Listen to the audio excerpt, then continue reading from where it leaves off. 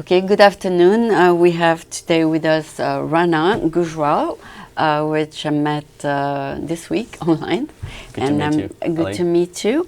And he accepted to be here, which is very good. It's a pleasure. Thank you. Thank you for inviting me.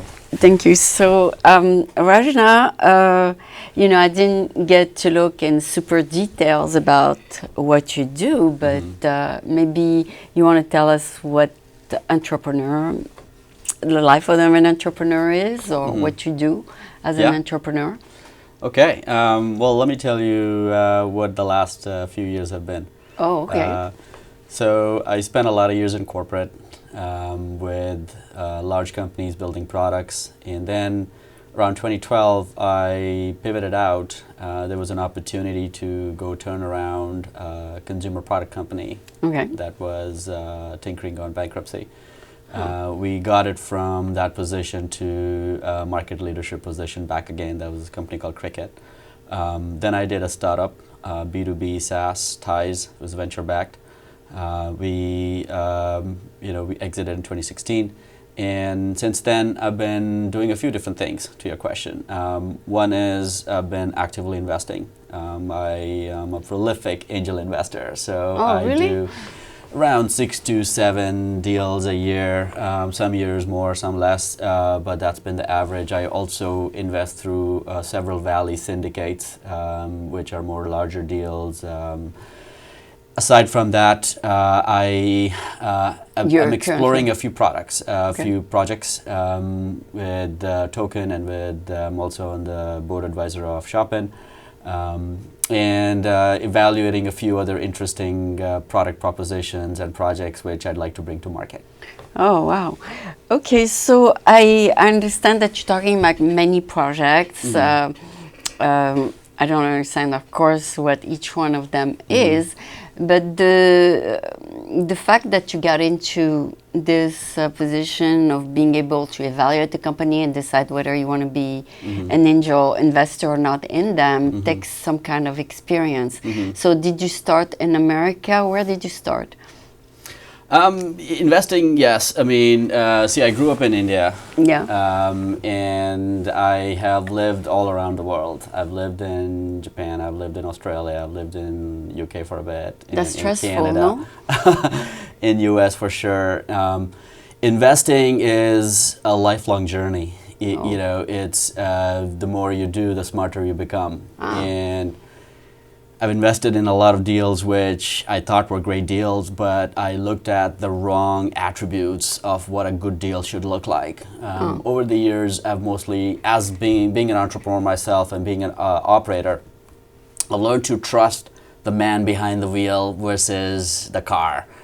And that's really saying that trusting the instinct and the quality of the entrepreneur, because I feel great people get great results. And so for me, my investment thesis is largely to focus on technologies and industry verticals that I understand well, which is computer software and consumer electronics, and also I invest heavily in blockchain and AI. But aside from that, it's really understanding who is driving the car, who is the entrepreneur, who is the CEO, and who's the founder, and what are their journeys, what are their belief systems, and what are their capabilities. And once I feel comfortable with that, I feel very comfortable with that overall investment. I have gotten great results with that mindset. Okay, despite the fact that now you have a lot more experience, is it true that only 1 out of 10 will turn out to be a good investment? Yes, for sure. Even though you know. Yes. It depends, right? I mean, I've had a slightly differentiated investment thesis. My investment thesis is very hands-on, operationally involved, with a clear alignment of what we're trying to achieve. That has some pros and cons. So the pros are they get me on their team. As a functioning member of the team that they otherwise couldn't get on board otherwise, right? The cons is they would need to listen to what I have to say, and they would have to do. Do they like it? Things? I mean, They do? so that's oftentimes. I mean, that's They there's have certain- to, there's since you're certain- an investor. Well, no, they don't necessarily have to, but if they don't feel like that's what they want to do, then I would typically not invest in those companies, because my goal is really to help them get to the point B and leverage learnings from my own experiences, right? I mean, you learn by doing things. You learn by making So mistakes. before you invest, you find out. Yeah, before I invest, I make sure that there's a mental alignment in terms of where they are today and where they want to go next, and if that's something I can personally help with, right? So to keep it very simple, my larger point of assessment is, could I really run this company myself? Is this a company that I'm familiar with in terms of the market dynamics, the industry segments, and the technology behind it? And if it is, then I feel relatively confident that with the tools I have at my disposal, the resource, the network, the learnings, and the other things I can bring in aside from just the money, I can get to the point B or whatever the team and the company wants to be at. And then my goal is to help them get there. And we get there more often than not. So your point, if you look at the general investment market out there, 1 in 10 succeed. I've had a much higher rate of success. I would say almost half of the companies that I invested in have returned a good investment for me. Okay, so basically never invest in something you don't understand. Is that what you're saying? That's always a good idea. Is to not invest in things. I mean, that's more of gambling and speculation rather than investment. Okay. Right. So sometimes gambling can return you a good outcome, but it's still gambling. Okay. So when you say you not invest in AI and blockchain, crypto, yeah. Yeah. Do you understand those two? I do. I mean, I've taken the time to really spend time to internalize the core value propositions behind those technology trends. I mean, I immerse myself into those technologies. I speak frequently on those topics and meet people. And I think, my speaking engagements, which are, fairly consistent and across the globe, allow me to meet a very diverse group of people who are working on those things and give me that perspective that I need to get to those decisions. Because AI came out, a year or two ago, or maybe more, because you're in that field. Well, AI has been around for a long time. Really? AI has been around for almost 20 to 25 years now. Oh, but we hear a lot more now. You have so it's a lot of these things have a point of inflection. And so what's happening now is the technology has gotten to a point where AI can be leveraged in meaningful ways. That's largely to say compute power and cloud software and cloud sourcing. So when you have your personal computer or even your phone just as powerful as what a supercomputer used to be back in the day, then you have the tools available to leverage technologies like AI. And so it's just that the applications are converging much faster now, and soon we will actually see that in our daily lives. Let the computer do the work for us. Well, I mean, their computers are already doing a lot of things for us today. They are being our personal assistant. They're managing our security and safety. They're looking after our loved ones. They're managing our finances. They're helping us make better investment decisions. They're also helping us find our spouse. And so it's like there's a lot of algorithms. There's a lot of machine learning behind a lot of these simple things which we take for granted. So they're already part of our lives, and it's going to become more and more. Wow, that's funny when you say finding our lives. How can the computer decide that? Only you can. You can, but it could create situations to put you in the right places, and it could help understand you better and communicate that to others, and do matchmaking for you. The computer will do that? Computer software. Yeah, Okay. and computer software. But then And what if the computer is totally wrong? it happens all the time. It I mean, but it was tested? humans are wrong too. Yeah, but it was tested for real? Yeah, I mean, I'm using that as it's just an analogy, off the right? top of your head. Off the top of my head. Okay, yeah, you're right. So the Yeah. computer is helping the human brain. Is that what Exactly. you're saying? Okay. So the other thing is cryptocurrency, blockchain, and that is actually new, right? It's relatively new. Yeah. Yeah. And I don't understand. It's still close to almost 10 years now. Oh, Or more than 10 years, right? So, Okay. I mean, the cryptocurrencies came into market over a decade ago. Oh. Yeah, and Okay, so it's been a while. You have been updated on that too. So since I have not, Yeah. tell us or tell me what it is. So, there are Just tell there me are in a basic language. basic please. language. So let's say I want to buy something online. Can I use cryptocurrency? In some places yet. Cryptocurrency still hasn't seen the type of market not on adoption. Amazon. It's not on Amazon. Okay. It's not like you So- could go to use your bitcoins in a convenience store. Okay. But there's a lot of places where you could use cryptocurrency as your monetary transaction, either for transferring money or paying someone or even Oh. buying things. Oh, it's a way of paying. Way of paying or taking a payment.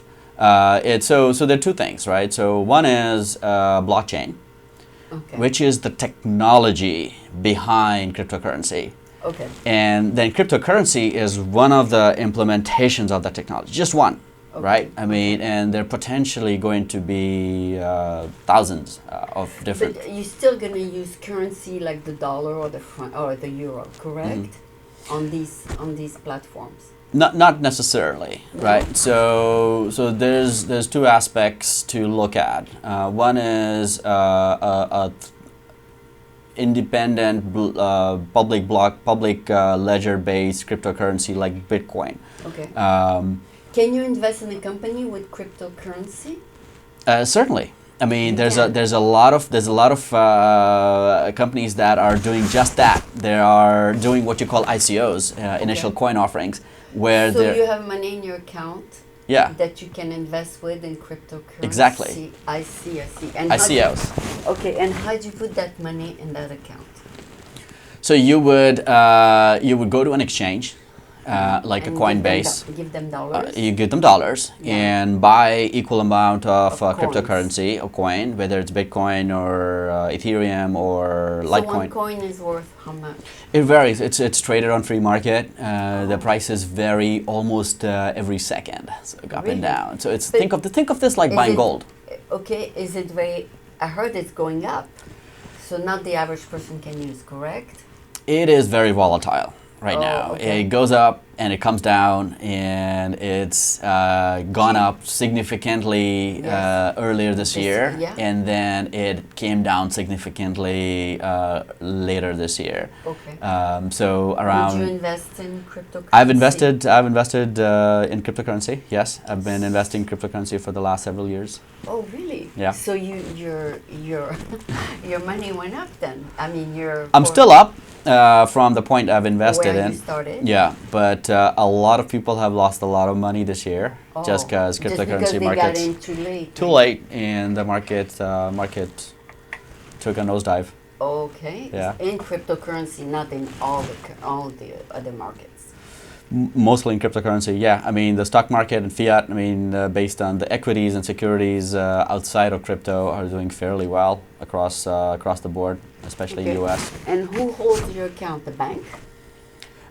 So the exchange holds my account. Exchange NYS. So it's not so it's a similar concept like NYSE, Right. but there are hundreds, if not thousands, of crypto Other- exchanges. Oh, really? So the big ones are Coinbase and Binance and Gemini and Poloniex. Oh, so and there's a few well-known ones. There are a few well-known ones who are big market leaders in this space. Okay. But I mean, unlike, just like regular dollars, Okay. you could either put them in the bank Yeah. or you could put them in your house under your mattress, right? And You so could? They are actually touchable. You can. no, touch I'm it? just saying, Okay. the US dollars, you could do that, right? You could keep Right, them in the right, house, right. and so just like that in cryptocurrency, you can either keep them in an exchange, Or in a or it's since it's not a physical thing, it's more of a token. Oh. It's in your laptop or your Okay. computer system. Okay. So you have possession of it. You could keep it in a small wallet, Okay, which yeah. you could put in your pocket. Okay, so let's say you have an imaginary wallet online. Yeah. Can you go buy a watch with it? Yes, absolutely. I mean, if the vendor is willing to take cryptocurrency as a payment, Yeah. yeah, you could buy a watch, or you could buy a car, or you could buy a house. You could. You have seen it? Yes, I mean, there's a lot of transactions happening on cryptocurrency fairly frequently. There's ATMs that are available, or Where you can- in San Francisco Yeah. and in other parts of the world, where you could take your crypto coins and convert that into Dollar? real money, Uh-huh. which you could use on 7-Eleven. Oh, okay. So I can go to my bank, my ATM, and Yeah. say, and let's say you don't have any more money in the bank, and you say, now I'm going to use my crypto You could use a crypto, and transfer them. right? Or you could do that through an exchange. To an exchange just and just say- where you bought crypto, Yeah. you could sell crypto, and Makes sense. get your fiat. Total sense. Yeah. Total sense. Okay. So it's good. It's another alternative where to start your money. Although your money will go up, hopefully. Yeah, I mean, it could go up, it could go down. It's just like investing in gold. Okay. The concept behind cryptocurrency is that they've created digital gold, which means that just like gold, it's limited in quantity and it's scarce. And as a result, anything that is limited in quantity and is scarce and is in high demand, the Will prices go up. should eventually go up. Who decides how much is available? The creator of the cryptocurrency decides how much of that is available and how that will be available. It's And not the government. it's not the government, and the government has no control over cryptocurrency. Okay, it's not like the government can print as many dollars as they want. Exactly. Cryptocurrency is limited. Cannot be printed. Oh, cannot be and printed. cannot be printed and cannot be Duplicated. duplicated, and they cannot be more than what the original What's creator available. decided it needs to be at. Yes. Okay, so that's good. That would limit then printing false bills. Then printing. I mean, how do you call it? For those false currency out there. I mean, that Yeah. you can print Yeah. in a shop yourself. You know, like they see the dollar is fake or real. Right. It couldn't happen with cryptocurrency. It couldn't, in theory, although it's a piece of computer software. Yeah. So there are maybe- always bad actors and who hackers looking to do bad things. Ah. But the good thing is, like, if you think about how money is controlled by the governments today, Do they control crypto? the money, no, they don't control crypto, but money is pumped into the market at will. Yeah. There's really nothing backing it, so the only thing you have is the word of the government that is Right. pumping the money in. Right. And And for crypto, it's it- the CEO who decides. Well, the crypto is once it's created, and the Yeah. community owns the coins, and as a result, if everyone who's investing and buying in that coin Yeah. agree that there's value, then you don't need anybody else to sort of help you define the value around that transaction. It's a market-based. It's a pure market dynamic. There's no inflation. There is no. I mean, yes. I mean, there's no if- need to. There's no need to control. Do things like control inflation and deflation in a purely cashless economy. But it goes up and down depending on the demand for it, correct? Yes, exactly. Okay. Right. It's like a stock, It's like a stock. almost. It's in the way it reacts in the market. It's like a stock. There's more demand, it goes up. There's less demand, more people are selling it, it goes down. All right. Is it available for the average American, or average citizen, or is for most people who have money to invest? It is available for anybody. You could go buy a Bitcoin today. For how much? $1,500? No, Bitcoin is more sort of trading at the 6,000 average price range right now. So between 6,000 to 6,300. Okay, so if I have 6,000 to 6,300, I can get one. You can run Bitcoin. Yeah. One Bitcoin, and then hopefully it won't go down directly. Exactly. Right? Yeah. It's still an expensive stock. It's not like, I don't know, another stock that's at $45. Right. Yeah, I mean, it's not for the average guy out there. It is, I mean... oh, you can buy a third of one? Exactly, I was going to say, you could buy as small a portion of a Bitcoin. Okay. You could buy a Bitcoin for $10. Okay, right? So you would just get a 0.000 some percentage of so a Bitcoin. It is sold by fractions. It is sold in a fractional amount. Okay, now unlike US dollars. That's awesome because, well... or a stock, right? Penny is 1/100 right. of a dollar. You can't buy half an Amazon stock. You cannot. can't, right? Okay, and if it's like 1,700 now, 1,750, yeah. You can't buy half of it. Really? Okay, that's right. It's a stock. Right. Okay. So you have to move on to a stock that's cheaper, basically. Right. So now I understand perfectly what it is. Who invented that way of exchanging value, whatever you want to call it? Who invented that? Well, the first coin was Bitcoin. And that's really the most popular cryptocurrency out there. It's called Bitcoin? Bitcoin. Oh, Bitcoin. Okay. Bitcoin. Okay. And it was created by someone called Satoshi Nakamoto, who we don't really know. We don't really know who he is or who she is, or if it's one person or a group of people. Okay. They decided to remain anonymous. And it's an international currency?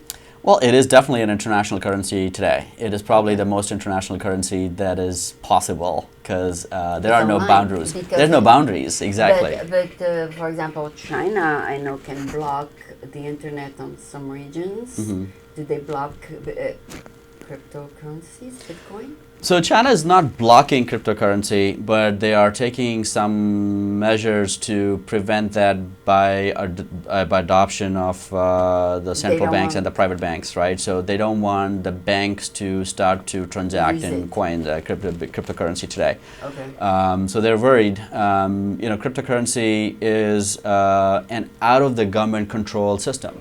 Okay. So governments around the world are concerned about the impact of what that means, right? Okay. So today, the definition of a sovereign nation means you have your own currency that's managed by your own central banks, and you control the dynamics of that economy and trade with other countries using your currency. So you cannot do it with crypto? You can't because there's no country in the world that owns crypto. Okay. It's boundaryless. Okay. And so the ramifications are tremendous. Oh.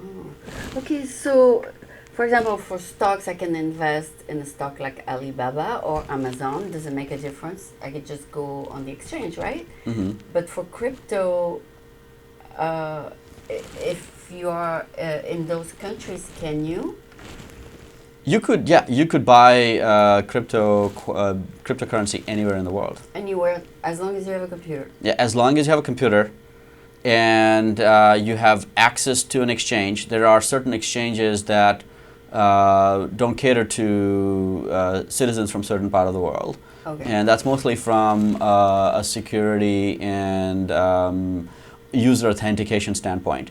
But as long as that's not limiting you, you could trade cryptocurrency from anywhere in the world where you have access to. But you cannot spend anywhere in the world. I cannot buy something in China with cryptocurrency, correct? Well, I mean, there are places in China. They are accepting cryptocurrencies. Oh there are businesses and there are certain companies who are certainly there are companies that are raising money for investments in cryptocurrencies. Those are the ICOs. And so if you're an investor like myself, I can absolutely take my cryptocurrencies and go buy a stake in those companies using my coins. Oh, wow. And that I do that by participating. Well, I mean, ICOs are not necessarily securities, so it's not necessarily buying a stake, but I can invest in those companies through ICOs. Okay, and that's what you currently do? Yeah, I'm definitely looking a lot into that. I'm actively investing in a lot of ICOs. Certainly looking into other interesting business models. I'll tell you personally, I'm less enamored by cryptocurrency. I'm more passionate about the technology behind it, which is blockchain. Because cryptocurrency is just one of the many possible implementations of blockchain. Okay. All right, now I'm kind of, because it's new to me, blockchain, cryptocurrency.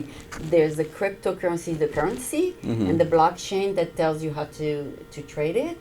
A blockchain is the technology onto which cryptocurrency is built. Okay. So blockchain is basically a concept of a shared public ledger that manages various transactions through a community exercise. And you could use blockchain for a variety of different implementations. You could use blockchain to, like, for example, the company like Shopin, which I'm an investor. I'm on their advisory board. What they're looking for, Shopin. Okay. Shopin Shopin is looking to take your consumer profile, which is your preferences as a consumer in terms of what products you like and what products you don't like, what brands you like, what brands you don't like, what do you like to shop for. That's your shopping preferences, which is extremely valuable. Who tell them? You told them, right? So you can't tell them, right? So they're creating an ecosystem where you could sign up as a Shopin user. You could create your own shopping profile. Oh, my profile. Okay. Your profile. And you could say, look, as a shopper, I like to buy certain brands, and I also like to buy certain things. Like, I'm very interested in sportswear, but I'm not interested in formal wear because I never wear formal clothes. Okay. And I shop here, and I also have a very specific interest in outdoors and outdoors equipment and things like that. And then, the participating retailers get access to that shopping profile.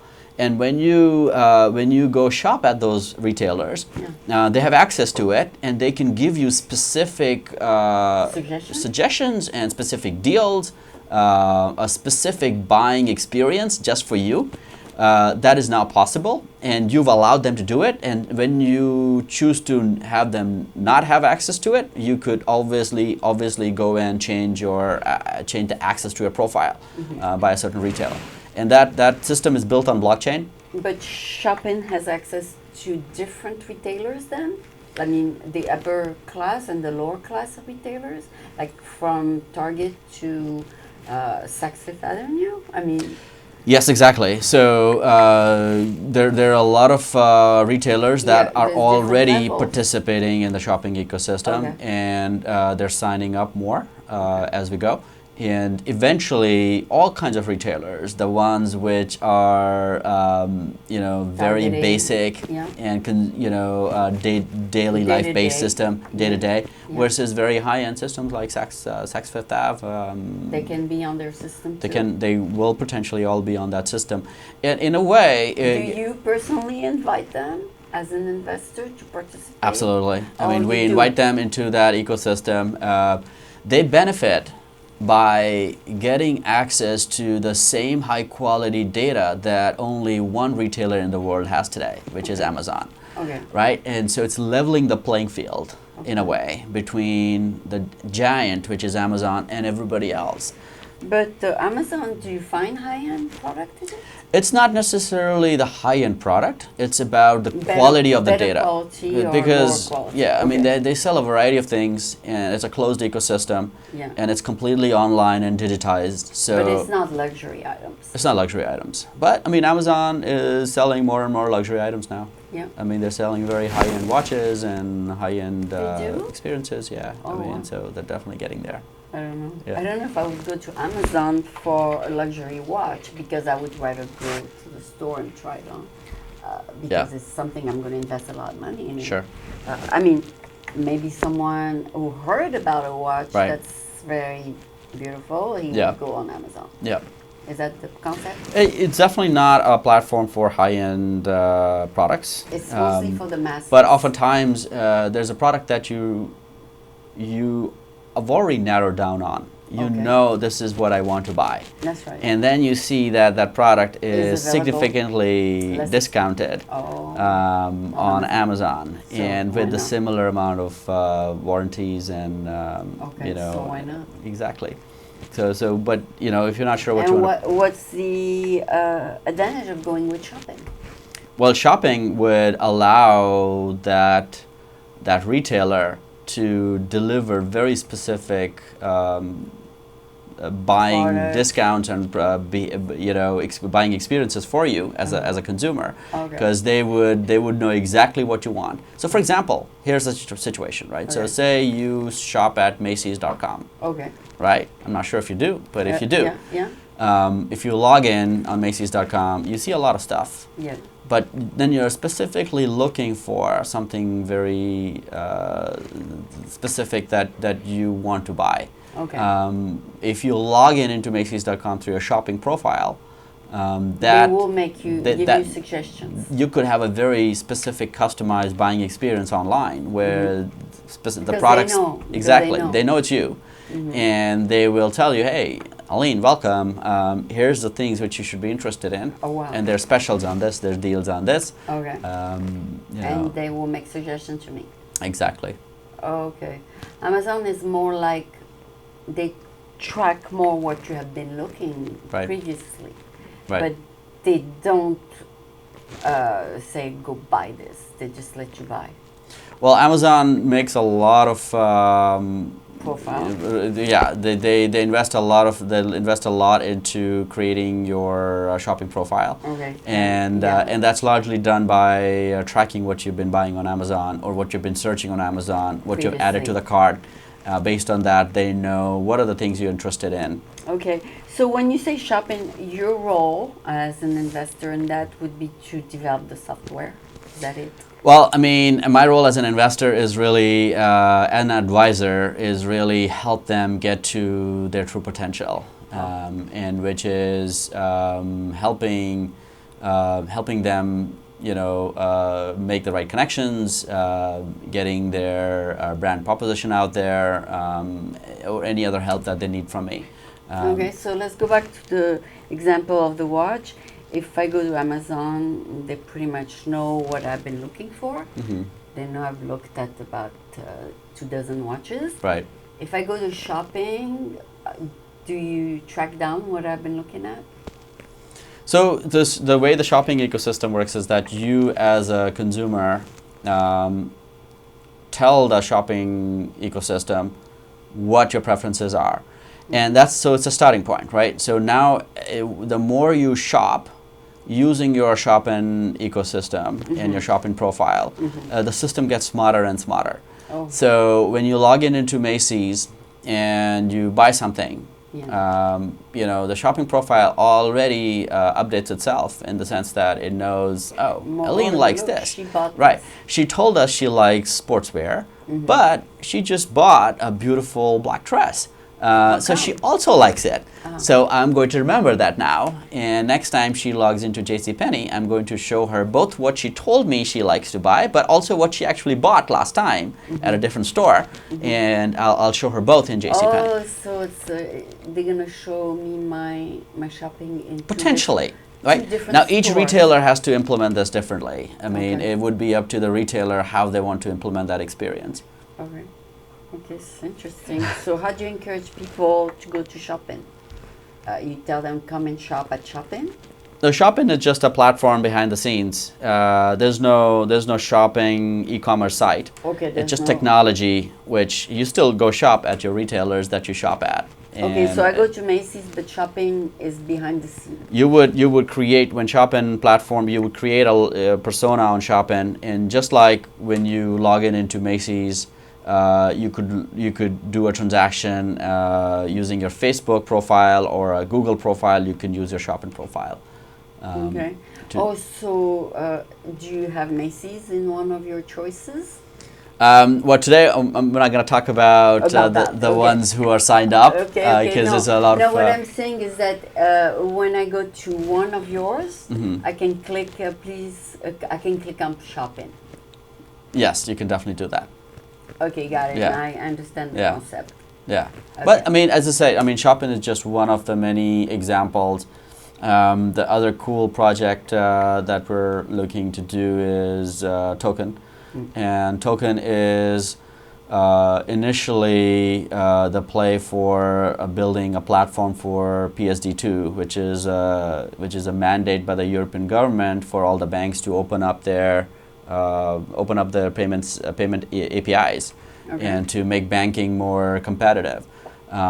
What we're looking at doing now is also looking at taking that platform and giving banks a tool to digitize the fiat currency, right? So we're looking at your point, right? So if you hold an account in Wells Fargo, currently, Wells Fargo doesn't have a means to digitize your money for you, and using the token system, they could do that. So I'm just saying. So Shopin's one of the implementations. Token's another implementation.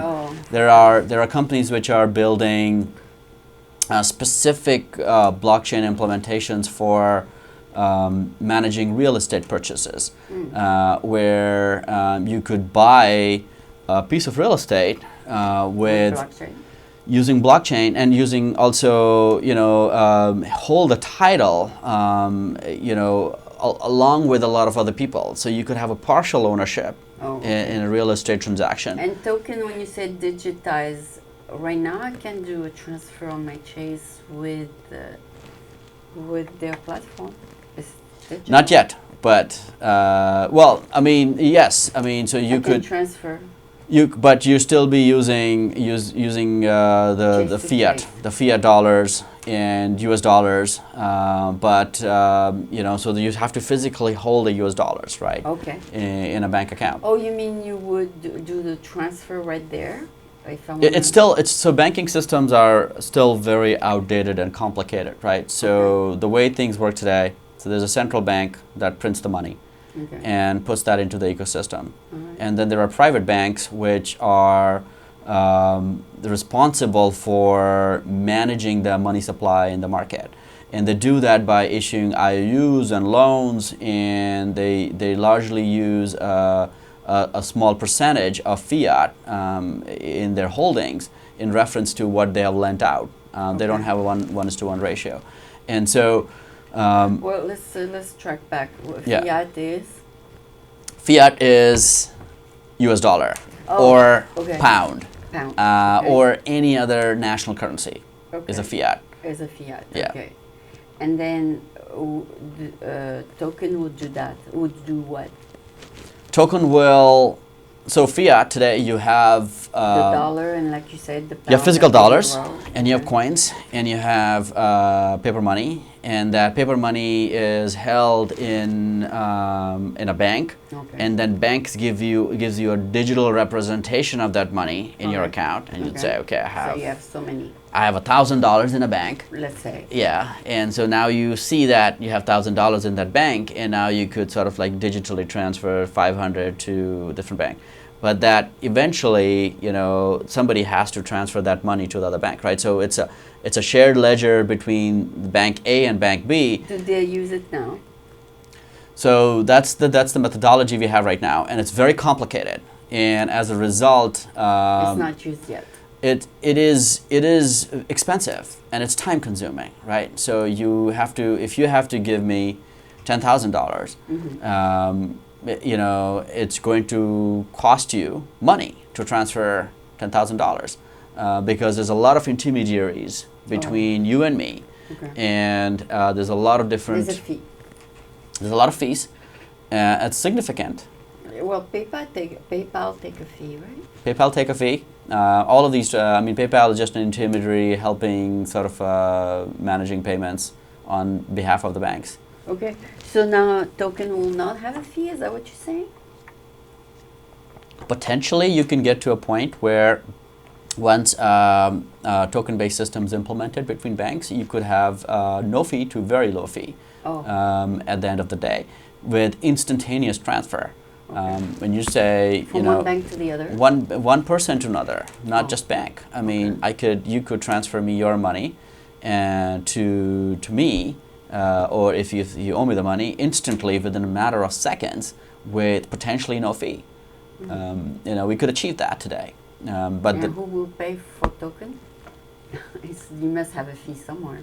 Well, I think banks will generate revenue through other value-added services. It doesn't have to be just for money transfer, because there's no value the banks are adding for the money transfer, right? It's just basically an accounting system which says your money has now been reduced by X, and your money has now been increased by X. Okay. So that's a computer software, right? And now you show that you have that extra money. Okay. And it's instantaneous. I mean, there's no value. It's all done behind the scenes. It's all done by software. There's not a lot of... you don't have to do the transfer money from PayPal to my bank. Exactly. So you will cut down one step. Yeah, and plus, there's a lot of countries. If you look at Bahamas, what's happening out there? Bahamas has their own currency called Bahamian dollars. Okay. But it's not really in circulation as much because they prefer to use the people dollar. Prefer to use US dollars. Okay. And so there's an aspect of sort of like, what is the value of Bahamian dollars? I mean, is Bahamian dollars varying? I mean, the physical Bahamian dollars, there's really zero value there. Really? Well, in terms of sort of holding physical Bahamian dollars, right? So if you're looking at just transacting on a day-to-day basis, you could do that just using US dollars. Okay. Now, aside from that, fiat, physical currency and coins are more of a liability on the central banks, right? Because they have to print money, it costs money, they have to manage it, they have to make sure that it's authentic. There's a lot of fraud, as you said, right? I mean, there are people who could print money on, and it's fake money, and that happens a lot. And so you could just say, if you digitize everything, and if you don't need to print. You don't need to print. I mean, if you had a wallet or your phone could be a wallet, and you could go buy bread or a car with the phone. With the phone, and it's done at Starbucks. it's today Starbucks, right? I mean, but tomorrow, it could be more. Tomorrow it could be everywhere. It could be everywhere. And it's simply a token exchange. Okay. Which represents your holding and your. So Starbucks use token? Starbucks does not use token. No. Okay. So you need to develop who will use token. We're working with a lot of private banks, who are very interested in token. Yes. As we speak today, can't say much because it's still a lot of those discussions are happening, which at the right time we'll announce. Oh, okay. So your role in all this is kind of directing them to what to do next. Is that what your role is? At Token, I'm also an advisor. I'm also helping Token on some very specific projects, which I'm driving and leading. Okay, so who is your competitor now for the token? I mean, there is somebody who's doing that besides, not PayPal, but there's right now a way to transfer, like TransferWise, no? Is that it? So there are a few implementations out there. So there's some payment systems, like UK fast transfer, and Italy is TransferWise. Yes. Italy. So and there's like obviously Zelle and there's a lot of stable coins out there, right? So there's still a little fee. Yeah, but the fees become much larger when the amounts go higher, right? Okay. So if you're just doing small transactions, there may be no fee or a little fee. But when you're looking at making big bank-to-bank transactions or big institutional transactions, they need to take a piece of the pie. So there's a lot of implementations out there, but they all have their significant drawbacks. It's just the way their systems are implemented. So basically, what you want to do maybe is make it free to the average consumer and maybe charge the wealthier consumers? I don't know. I mean, I think that remains to be seen. Okay. I think eventually banks and other institutional entities should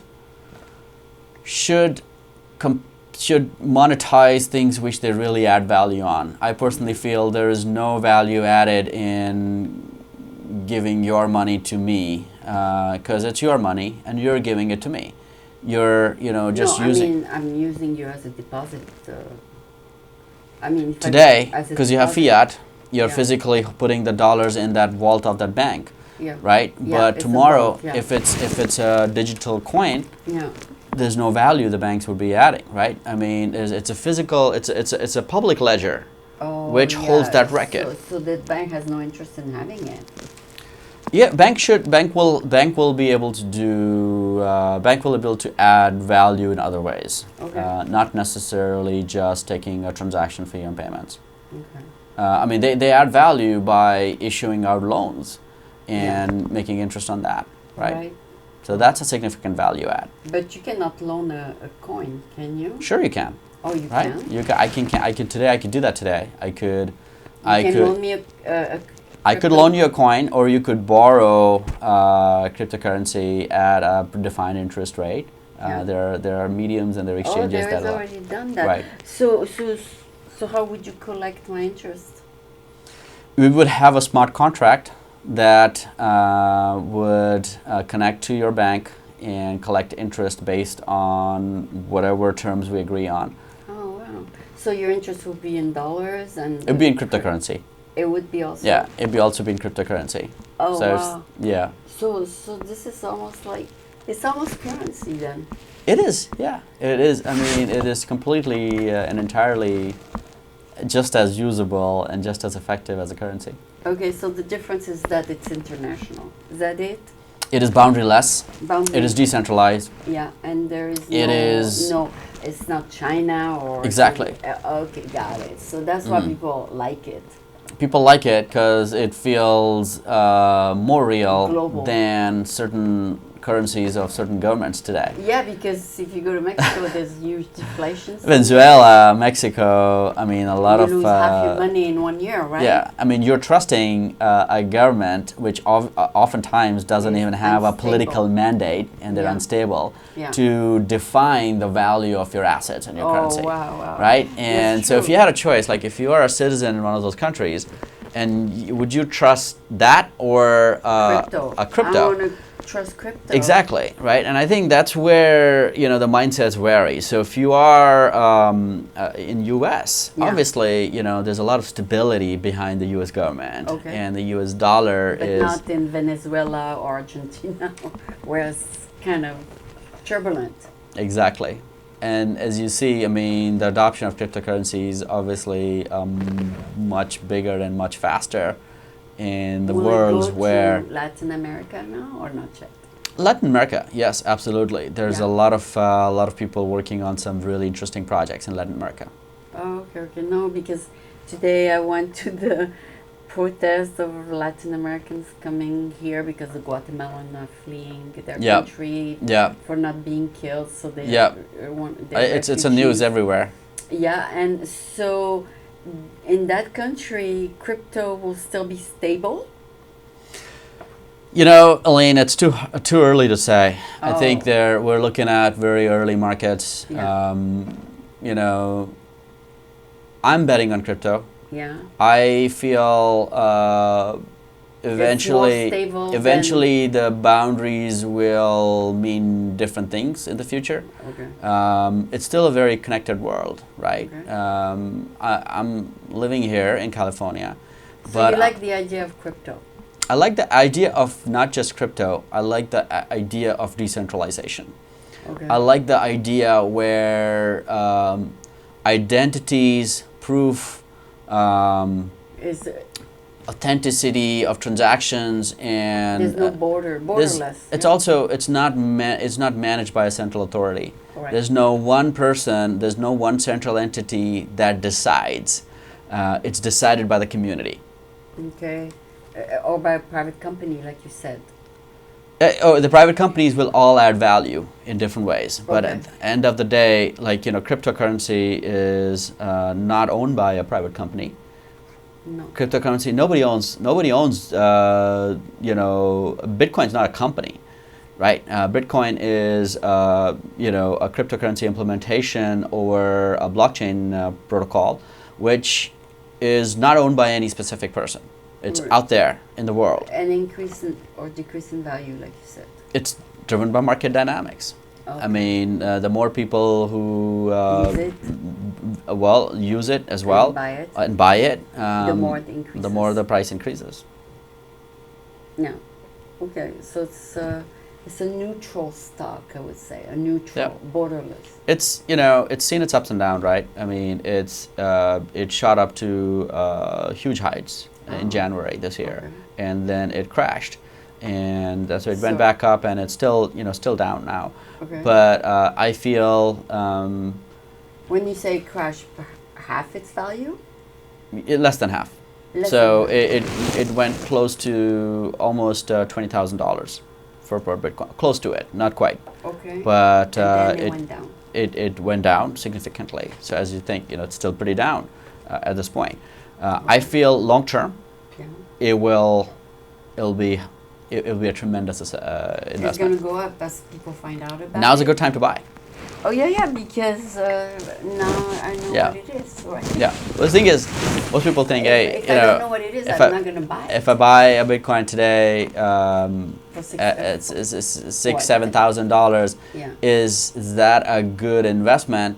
Well, if it is, if it's going to get to $100,000 in the future at some point, Of course, because more people are going to understand like me. right? Okay. So I welcome myself to the club of understanding crypto now. So yeah, I mean, you shed some light for sure, not only to me, but whoever is gonna listen to you. But so you are in crypto, you are in fintech, is that what they call it? Fintech? Yep. And you are in retail. Well, not necessarily retail, but I mean, I'm very familiar with consumer electronics. Yeah. And B2B SaaS, which is software as a service for the businesses, Okay. software implementation. So, yeah.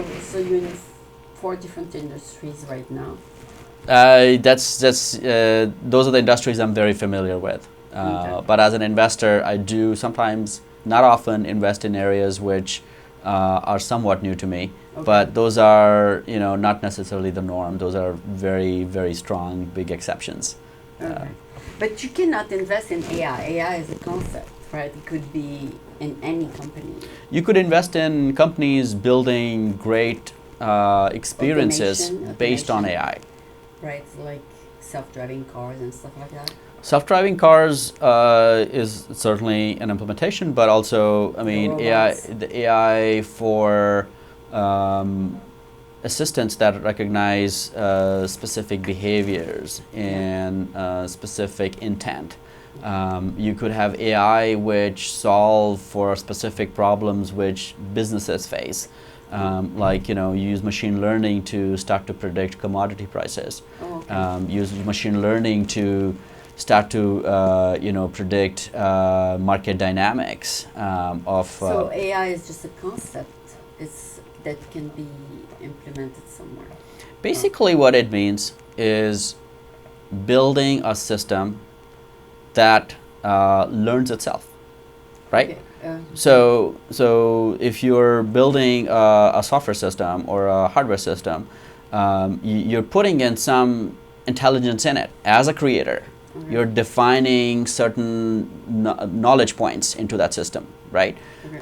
Like, so today, if you write a software, Okay. piece of software, you tell how the software, you're as a creator, you're coding how that software should work. And that's intelligence, right? Okay. So the software is intelligent to a point Yeah. where it Can knows, it modify itself? Is that what you're saying? can it learn itself? Okay. The more it's used, The more it improves. more it itself? improves itself, right? Okay. So can it track Okay. what are the things that worked, what are the things that didn't work, And make changes. and make changes. That's artificial intelligence. And robots, is also, the robot will also learn how to change its behavior? Absolutely. Okay. So the robot will say, oh, she didn't like the meal I prepared for her. I'm going to make another meal or something like that. Yeah, I mean, you know, it's a similar way of learning as we as humans do. Yeah. We look at our environment, we take cues, we take feedback. And we learn. We learn, right? We say something to our loved ones and we look at the responses. Oh. And or we do something and we expect a certain result. Wow. And certain times that result is not What positive. they expected. And then we understand what drove that. And we don't do the same. We make changes, right? And the software, the artificial intelligence, will be able to do it automatically. it's doing it today. It's doing it today for small problems. Okay. Right. And then as we proceed with more and more brilliant entrepreneurs coming out with interesting things and more investments in this area, those small problems are replaced by bigger problems. Wow. So they take bigger and bigger problems to solve.